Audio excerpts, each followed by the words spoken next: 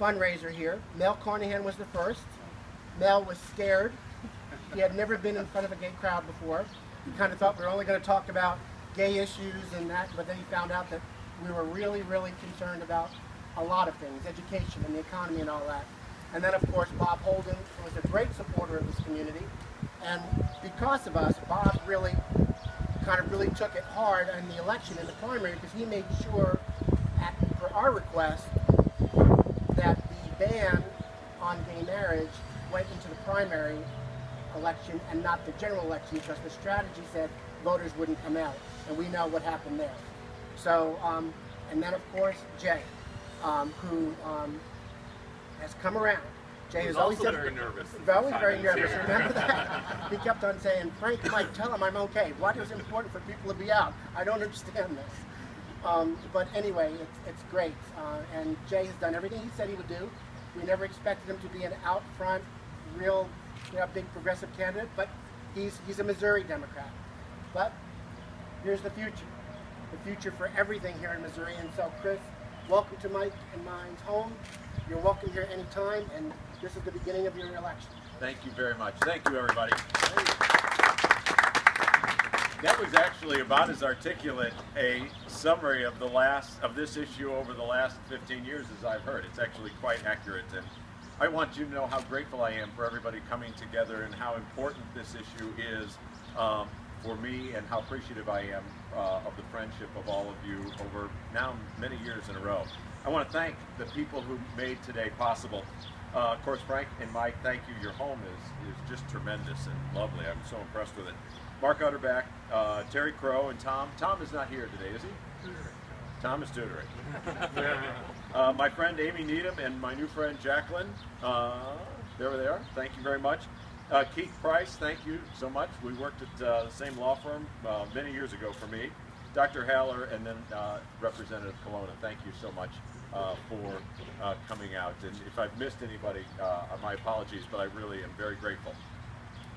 So I've now been in state government for 20 years, 10 years as prosecuting attorney over in Cass County, so 10 years in local government, then 4 years in the state Senate, and 6 years as general counsel to the corporation that is the state of Missouri. And for a lot of us who have spent, for a lot of you who have spent most of your life in the business community, I think that the title of Attorney General is best described as general counsel to this corporation. It's a $27 billion company. It's as big as Anheuser-Busch. It's 65,000 employees. That's as big as Emerson Electric. And it is an extraordinarily complicated and diverse organization. I have 400 employees who help me in this general counsel role in 5 different cities. And given that line of experience, I really believe that this resume, my resume, is as qualified as any in state government to aspire to the chief executive role in 2016. As I travel around, as Frank was saying earlier, people want the pendulum, no matter what people label themselves politically, conservative, progressive, liberal, the pendulum is swinging toward a desire to talk about bigger issues in this state than we've talked about over the last 10 or 15 years. They want to talk about transformative change in public education. People know that we have a broken system in the state. They want this foundation formula fully funded. They want early childhood education to become a reality in this state. And so these are some of the things that, no matter what kind of crowd I'm in around Missouri, people are desiring to hear a full articulation of transformative issues in public education. Also in the healthcare environment. Medicaid expansion is going to be something that the Democratic Party is going to be pounding on day in and day out until it occurs. It's $2 billion. It's 300,000 insured lives that are being left out of the system. And from an economic development perspective, it's 24,000 jobs, 12,000 of which, simply by population distribution, would be right here in the St. Louis, in the greater metropolitan area, because this is 45% of the state, population-wise. If you go out in a radius of 30, 35 minutes, 12,000 healthcare jobs that would add to the economy. And a statistic that is never articulated, but is really important, and I want to say it so that people start to get it in their minds. $2 billion is 1% of this state's gross state product. We have a $250 billion economy, so $2 billion rounded up just slightly is about 1%. If you can imagine what would happen if it was the Democratic Party that was holding growth in this state down by a full percentage point, so that we were experiencing 2% growth rather than 3% growth, or 3% growth rather than 4% growth. There would be pitchforks and torches outside our doors for no other reason than political spite and political advantage if we were accused of depressing the economy of this state by 1%. And yet that is what the Republican Party is doing in order to spite a president for a healthcare system that is working and that increasingly every day people are embracing. And then again, no matter where I am, rural area, urban area, people are moving quickly, I think, toward an acceptance and an embrace of diversity, not just for our cultural well-being, but also for our economic well-being. You know, one guy who is doing a great work in this area is Bob Fox. Many of you know Bob Fox. He's Maxine Clark, who is the CEO of Build-A-Bear. Bob is out talking every day about cultural diversity, bringing the Hispanic community in. Shane is nodding because he knows the importance of this to the city. Diversity is where our economic future lies, and whether it is members of the LGBT community or whether it is cultural diversity in the Hispanic, Bosnian community or others, state government and the population as a whole is accepting and embracing, and I think increasingly desirous of political leaders to talk about these issues explicitly and to change the course that this state has been on. And so that is what I'm going to try to do in my current role, hopefully in my next role as well. That means appointments to boards and commissions. That means appointments and support for individuals who are running for office, appointments to high office. It means passage of MONA. I think that in the next, I believe we are probably going to see the marriage issue fully addressed in the state of Missouri probably in the next 6 to 18 months.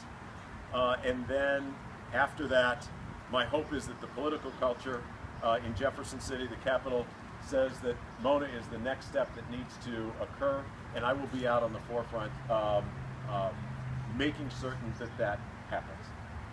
Let me end with this. I know I'm going on too long, I apologize. I'm the only politician, for lack of a more complimentary word, in this state who has served in the leadership of 2 political parties. For 14 years, I was a member of the Republican Party and traveled around to some of the most conservative, religiously oriented, business forward-leaning communities and populations in this state. And during that 14-year period, I learned a hell of a lot. And for personal reasons, I wanted to join with the Democratic Party. I did that 7 years ago. I've served in the leadership of this party since then, traveling to neighborhoods, dealing with issues, talking with constituencies that, frankly, if you are a member of the Republican Party in this state, you just don't intersect with.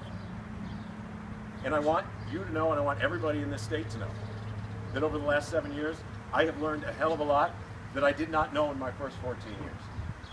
Everybody knows, no matter where they come from in this state, that all the good ideas don't reside in one place. There are good ideas that exist in the Republican Party, there are good ideas that exist in the Democratic Party, and what I want, and I think what others want, is a chief executive who is not so shy as to be able to stand up and say that, and to let good ideas come forward from wherever they emanate, and to say that, look, the Republican Party's got important things to say about urban and public education in this state, I believe, and the Democratic Party has vital things that have to be said about public health, and the issues go on from there. But we want to try to develop a political culture that recognizes that we've got to not dilute everything down to vanilla. We've got to let the best ideas come forward from wherever they spring up. That's what I pledge to you, to be that kind of government official in this state. And I thank you, Frank and Mike and everybody else, for your support, your friendship, and spreading a good word. The financial contributions are incredibly meaningful. This is a $20 million race. But passing a good word and talking about these issues at dinner tables and at the office also is very, very impactful about the issues that this state is facing. So I'll stop with that. Thank you so much for your friendship and your help today, and for welcoming me in your beautiful home. Thanks, everybody.